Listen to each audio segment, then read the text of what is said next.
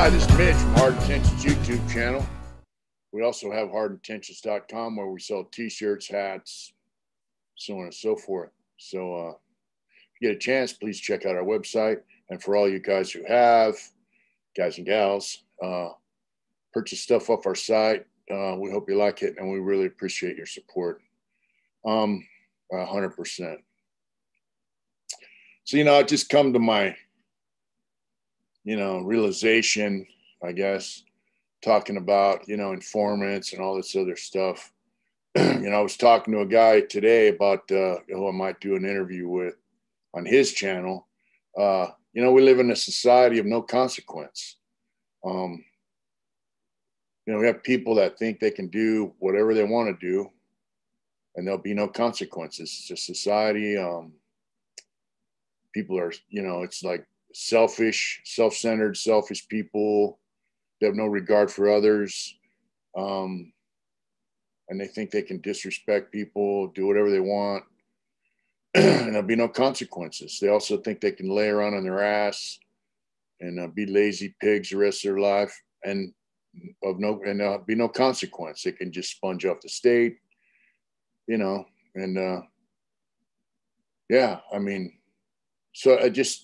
it really bothers me. And so, like in prison, there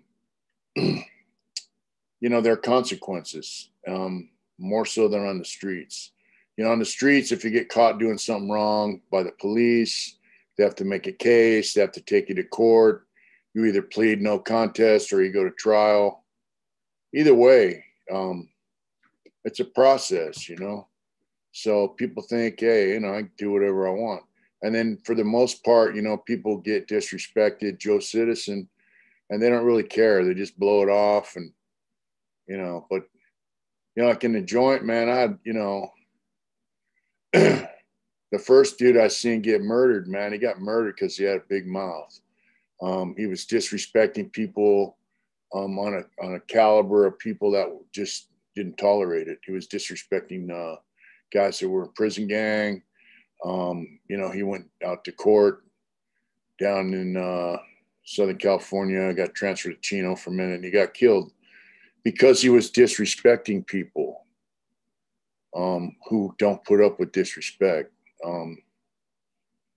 And the guys he was disrespecting were Hispanic, and the guys that killed him were white. So both the guys that killed him are both dead now from, natural causes or cancer. So if you figure out who it was, doesn't matter. They're dead and gone. But the bottom line is that's the guy who took his own hit down to another prison, showed up on the yard, passed the kite over to the person he was supposed to give it to. And it was a hit. It was, information saying, hey, whack this dude. And, he got murdered. He got stabbed in the neck and the back, and it popped his heart and cut his jugular vein out and killed him. That's what he got for disrespecting people.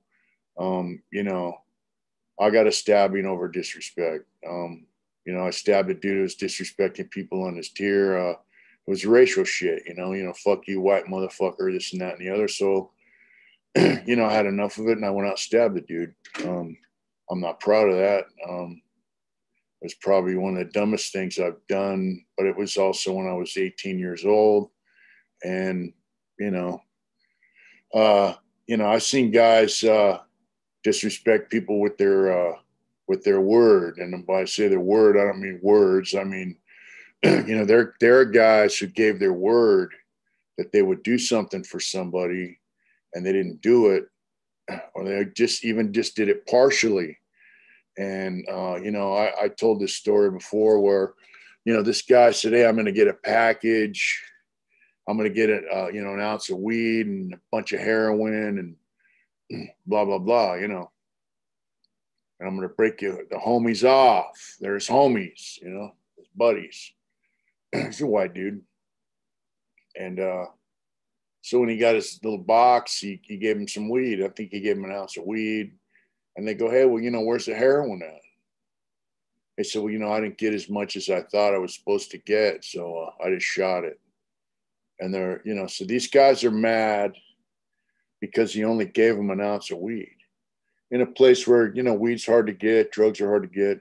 So they were mad they didn't get the heroin that he promised, even though he gave him an ounce of weed. So they basically let him know, you know, hey, we're going to whack you.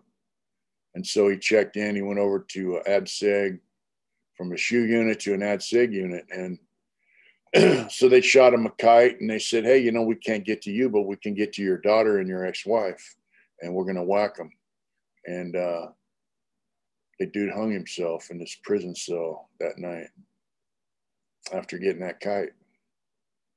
So the consequences of his word, you know, I'm going to do this for you, and not doing it, even though he did something for him, he didn't do what he said to the letter of the law, so to speak. You know, they were going to kill him, which, you know, and then they threatened to kill his family, which led to him killing himself. You know, I mean, your word means something, man. So, you know, if I tell someone, hey, listen, I'm going to do this for you, period, that means I have to do it. If I tell someone, I'm going to do this for you best I can, you know, hey, I'm going to do all I can to do this for you. You know, hopefully I can do this for you. That leaves like, hey, I'm going to give it a shot. If you tell someone like that, it's a different story. It means you're going to put out all your effort to make it happen, and hopefully it will. But there's a chance it might not go down this way, right? That gives you an out. You know, that makes your word good, because it means you're going to try to do,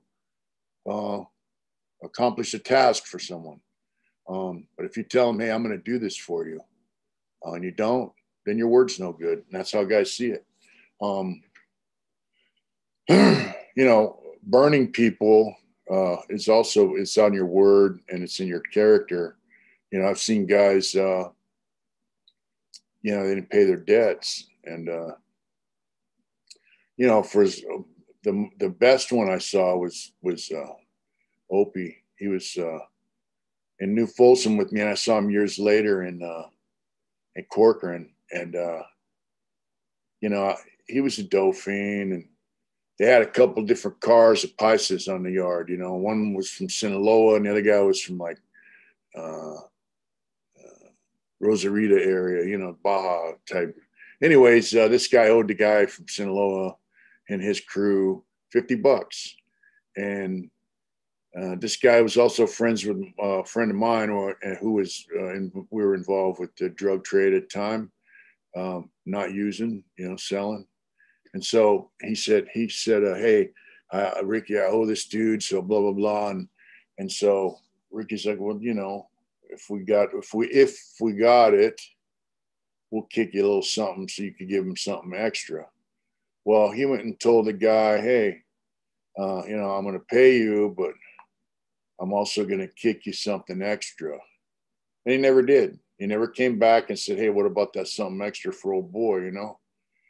So one day, you know, the guy's out there walking around the track this way, and you know, Sinaloa, he's running the track, and he runs by him, stabbed him in the neck as he's jogging by him, and just kept jogging. He got away with it. So I'm going out to the yard, and there's two grill gates, one outside and one inside. So he came in, I'm going out because I want to go out. I'm a tier tender. I'm inside. I want to go out to the yard, you know, get it like our yard. He's coming in. He's like this. He had that knife sticking out his right out there, you know. I said, hey, what happened, Opie? He goes, they stabbed me in my neck. I just started laughing, dude. And I went out and got out, you know, to the yard, and I found me a comfortable spot, because as soon as they saw he was stabbed in the neck, you know, they hit the alarm and the yard goes down and all that shit. But hey, at least I got out there for some yard, right? Fun in the sun, Corcoran, you know. But yeah, you know, he got stabbed because he didn't follow through with what he promised once again. And because his debt was, you know, way overdue. It wasn't just the extra, it was the disrespect, you know. So, you know, once again, there were consequences for his actions, you know. You know, I had a homeboy, man, that was, he was in the county jail with me, and he was a biker, and he started like a motorcycle club at Soledad. bunch of them went to San Quentin later on. They got in a big ruckus with the with a prison gang, and a bunch of them got killed. I think up to like 10 of them got murdered in prison. And so he got out and he was trying to put this bike club together on the street, and he's getting some help from some fellas, and he got busted and went back to prison. So I was in the county jail with him, and he always treated me with the utmost respect. He was a good dude, gypsy, and he was a tough guy. He was a big dude, buffed up, yoked, didn't, no fear kind of dude. And he went to Folsom, and even though I liked him, other guys liked him. They said, "Hey, look, he was fucking up. He was using speed, snorting crank, driving iron, but he was bullying people. He was sweating guys for their shit. I'm sure he was selling dope, and but he was being a bully. And as much as I liked him, and he was a homeboy, guys told him. I heard."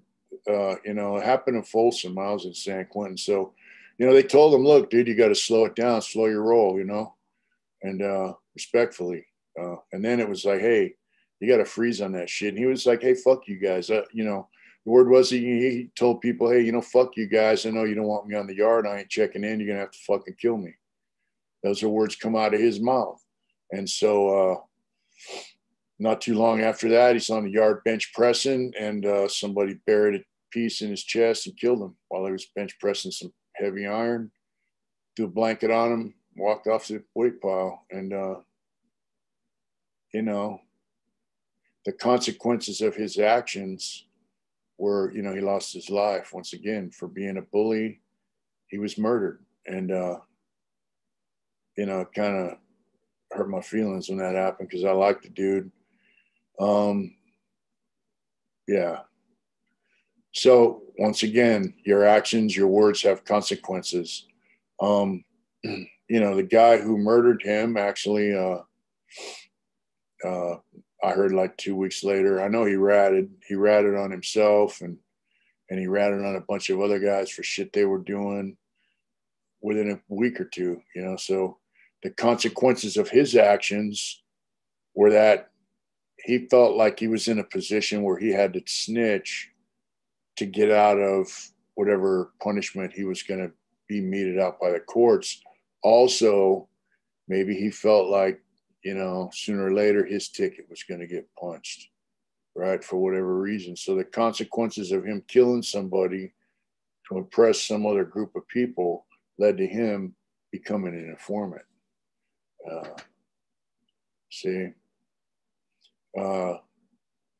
There was a guy in Vacaville who was killed, stuck a knife in his neck when he was shooting speed. Once again, his word was no good, promised some guys some shit.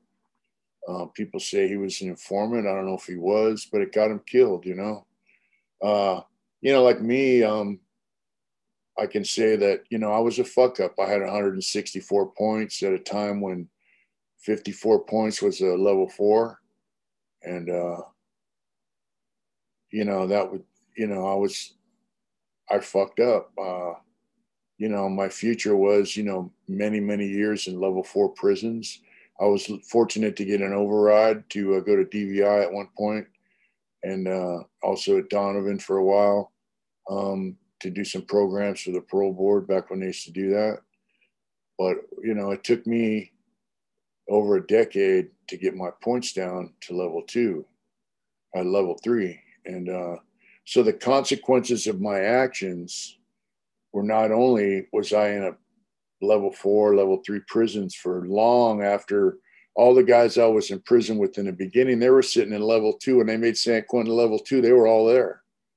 They all went there, because they, when I was still in level 4, I got out of level 4 in 2003 and went back to Donovan. So, but not only did I have to live in a shithole level 4 prison for a long time, but it also cost me at the parole board, because all them write-ups I got, for whatever reason, those are bullets in the parole board's gun. They could say no because I gave them the ammunition to do so. So that was the consequences of my actions, you know. Of course, I realized what I had done to myself, and I said, you know, fuck this. I'm going to quit using. I'm going to quit selling. I'm not going to buy, use, or sell drugs, and I'm done. And from that point on, it took me about a decade to get down to level 3, excuse me. Actually, it took me, that was 87, since 4, it took me 7 years, you know, 7 more years. Yeah. So, I mean, and I got denied at the board for my behavior. So that was the action. That was the consequences of my actions. You know, you got to pay for the shit you do in life. And there's a different price for each thing. Somebody outside here doing some shit. Yeah. So, you know, I come out here to a world where, you know, people just do what they want. You know, snitching. I've seen guys get killed in prison for ratting, and breaking their word and all kinds of other things that I just mentioned. But out here in the world, people just do things as if there's no consequence. And there is a consequence eventually. But they sit behind a keyboard and talk shit. They protest and talk shit to the cops. They talk shit to other people who are against what they're saying. And so when I was working, you know, I had a work knife and all that. And I'm working, and these guys were threatening us. Not only are they protesting, calling us pieces of shit. You know, you're a piece of shit. Quit your job. You're fucked up. You're this, you're that. Oh, look at that white rage. Look at that white motherfucker. Woo, woo. And then they started threatening us, you know, hey, I'm going to fuck you up. I'm going to smash you. And this guy's jumping up and down, irate. And he's as big as I am, but he's young. And, you know, he's off camera. I'm being filmed. And, you know, it just triggered me. This guy says, I'm going to fucking kill you. So that triggered me. I have PTSD. I come from a place, man, where someone says they're going to kill you, you better suit up and get ready because they're coming. You should probably get off first as soon as they tell you that, because they're going to do it. You live in a closed environment, right? There's 1,000 dudes on each yard in one prison now, in the new prisons. I have 3 or 4 yards, 1,000 guys on each yard. You're not going anywhere, especially if you live in the same building with the guy, let alone have to see him on the yard or in the chow hall or at work or whatever. So, you know, when this guy started threatening me, you know, I pulled out my work knife, clicked it open, and stood there. I mean, I didn't advance to him, but when they, you know, then they pissed on themselves, and his little friends start talking shit about me for pulling out a knife. Well, you know, my dumb ass was triggered and I bit. You know, that's exactly what they wanted, and I lost my job. So if he would have advanced towards me, I'd probably be in prison, because, you know, like I said, I was triggered. If you threaten the wrong person, even out here, there are people that won't put up with it. They'll bust your mouth, they'll stab you, or they'll shoot you. If they really think you're serious about your threats, they might harm you, you know. And there's this person thinking, hey, I can do what I want because there's no consequences. You know, maybe their mom and dad didn't punish them or whoop their ass when they were kids for doing stupid shit. I don't know. But, you know, that dude that was threatening us, as soon as he saw my knife come out, he pissed on himself, shut his mouth. I didn't know it was going to cost me my job for defending myself and my crew. You know, guys that I work with every day that say we're family. You know, you're part of the family. Same people that said that laid me off for what I did. I mean, if you're family, you're supposed to defend yourself and your family. So consequences were for me where I lost my job. But eventually the consequences for that person threatening people, he's going to threaten the wrong person. He's going to get hurt. You know, it just blows me away though. Guy snitch, people glorify it. Great guy, 6'9", all that shit. You know, these other guys on YouTube that are straight up rats, Got a million fucking followers. Just blows my mind. Uh, you know, there is consequences in the world, even though certain segments of society like to tell you isn't. There are consequences, and you know, your detrimental behavior will have detrimental consequences. But now, when I woke up and I said, "Hey, look, I'm done with this shit," um, the consequences there were positive. I was working in arts and corrections. I developed a trust with my boss. I remember the first budget when I first started working in there. She said I had $1,800 to spend on art supplies, and I went, all right. And then we had an art sale where the money goes to the Children's Center of Antelope Valley. We made $5,000 pretty much with my own money, my own art. And she came in and it was the next year's budget. And I said, how much money do we have? And she goes, we got $8,000, spend it all. And so I had developed trust with her because of my positive behavior. It had positive consequences. And then, I turned that into bringing guys into the shop who want to learn how to draw and paint, teaching them art, especially once we lost our budget. We couldn't hire art teachers. So I started teaching guys. So I had 10 dudes in there teaching and then 5 dudes in there painting for the auction. I was the one supervising them. It was a merit thing. It was a trust thing. I'd teach guys how to draw and paint. I'd give them art supplies to take home to their cell to practice their art and give us paintings for the auction and do paintings for themselves. And, it worked out pretty good. So if you have positive behavior, there will be positive consequences. It's not all a negative. Consequences are consequences, If you go outside and stare at the sun, you're going to go blind. But, you put on your shades, you have a great day. Really, the thing is, I find it's easy to be influenced by negative encouragement. People encourage you to do negative when you're young and you live in a fucked up home environment with a shitty dad and a fucked up mom, and there might be drugs and alcohol around you, and it seems like nobody gives a shit about you. It's easy to find guys who will tell you to do shit that will have extremely negative consequences on your life. Some of them will have impact your life, your whole life. It's a lot harder to find a positive influence, but it's out there, especially if you're young. There are programs out there. Father Greg Boyle down in Boyle Heights, Homeboy Industries, he started. They got the bakery, bunch of other stuff. I think they had a coffee shop for the chicks. It's called Homegirl something. I don't know. But, he's helping guys of all ages who made bad decisions in their life, turn their lives around and get on track, and they love him. The guys he's been there for, they're there for him now and that's two consequences there. The guys that trusted him and got into his program, the consequence is they have a wonderful life. And the consequences for Father Gregory Boyle is that those guys love him so much. When he came down with cancer diagnosis, they would drive him to the hospital. They would pick him up, take him places, look out for him because they loved him. And that was the consequences of his actions, So,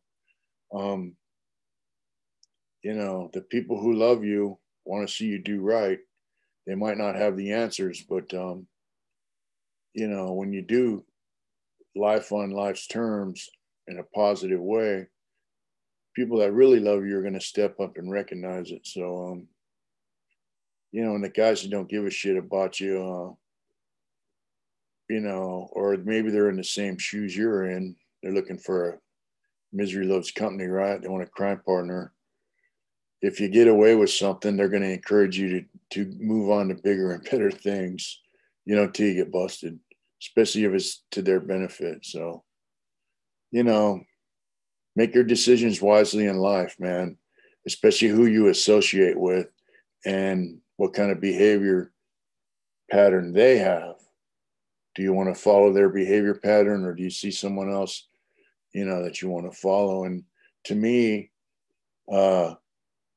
it's not that hard. Like, I started following some people that had a positive behavior pattern, and some of them were considered lames by, the regs on the yard. I didn't think they were lames. I thought they were pretty fucking smart. And, they led me down a path that led to my freedom. Um, you know, I say, screw the opinions of others. If you like somebody and you like what they're doing and they take an interest in you, kick it with them. Don't be afraid. There's nothing to fear there, other than, a little bit of shit talk behind your back, maybe. But the bottom line is the consequences will be great for you, So, yeah, just remember, man, there are consequences in this life. Don't be a keyboard warrior. Don't be a dick behind closed doors. Don't stand next to the cops and talk shit to somebody because they might not give a shit, Take care of yourselves out there, folks. Whatever you do it hard. Thank you.